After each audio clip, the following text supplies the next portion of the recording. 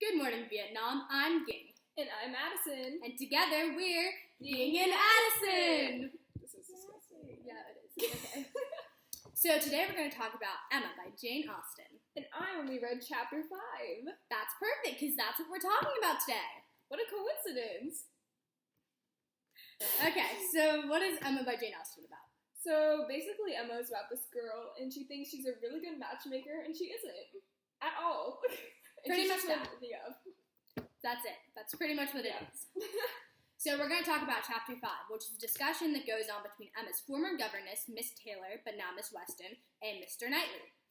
So they're talking about Emma's relationship with her new friend Harriet, and how Mr. Knightley thinks is unhealthy, and Miss Weston comes to her rescue. So basically, Emma's here just manipulating her friend, and it's just really unhealthy. Kind of like high school. Yeah, pretty much. Okay, so it's kind of funny because at the beginning of the conversation, Mr. Knightley, it's kind of funny because at the beginning of the conversation, Mr. Knightley is talking to Mrs. Weston about how she was never really fit to be a governess because she wasn't assertive and she wasn't, very leadership-like-y. And that's nice. Yeah. Mr. Knightley is saying that Miss Weston is too submissive, but that's what makes her a good wife. But why is that funny, Addison? That's funny because... We'll edit this. And it's really funny because at the end of the conversation, at the beginning he was saying that she's submissive and it was kind of like throwing shade, but then at the end, he ends up being submissive to her because she's so persuasive and she's just so passionate about fighting for Emma's sake and coming to her rescue. Yeah, that's really interesting. And then why is it funny that, why is the next chapter funny with Harriet and Emma? Because Harriet is proposed to and Emma is still trying to manipulate her into not marrying the man that proposed to her, pretty much. Because she wants her to marry Mr. Elton. Sorry to interrupt. But basically, Emma just thinks she's right. And all the time. Yeah.